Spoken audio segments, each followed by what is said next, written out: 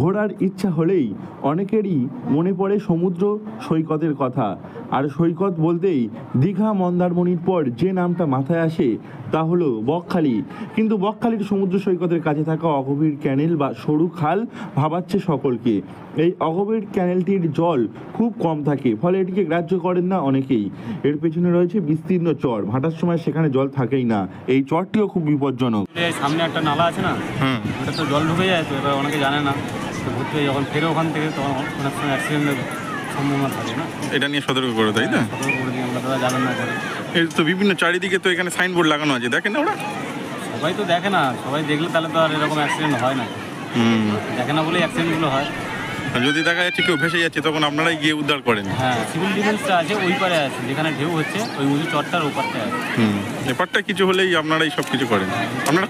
বকখালিতে গেলেই এই সতর্কতা সম্বলিত সাইনবোর্ড চোখে পড়বে আপনার, কিন্তু সেই সাইনবোর্ড দেখেও দেখেন না অনেকেই, ফলে ঘটে যায় বিপদ।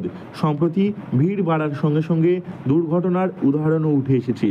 এরপরেও বারবার পর্যটকদের সচেতন করে থাকে সুন্দরবন পুলিশ জেলার ফ্রেজারগঞ্জ থানার পুলিশ কর্মীরা, সিভিল ডিফেন্সের কর্মীরাও থাকেন। এছাড়াও সৈকতে যারা ছবি তোলেন তারাও চেষ্টা করেন সকলকে সতর্ক করার, তবুও বিপদ ঘটে যায় মাঝে মধ্যেই। একটা খাল মতো আছে, নাসি মতো আছে, জোয়ারের সময় জল ঢুকে যায়, কি হয় এখানে? মানে কেন বিপজ্জনক বলছে সব লোকজন? বিপজ্জনক বলছে উল্টো দিক দিয়ে আবার ঢেউ যায়, যার কারণে বিপজ্জনক। মানুষের পাত্র পারে যেতে পারে না, যে সমুদ্রের প্রাকৃতিক পরিবেশে, মনোরম পরিবেশে ঢেউ খাওয়ার জন্য আসে, তাতে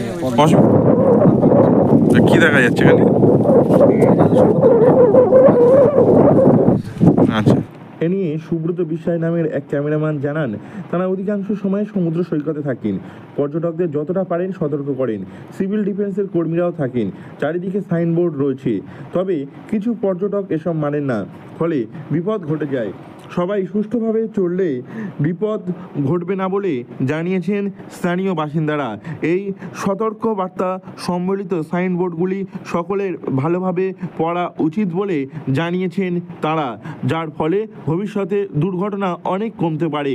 দক্ষিণ 24 পরগনা থেকে নওয়াব মল্লিকের রিপোর্ট, লোকাল 18 বাংলা।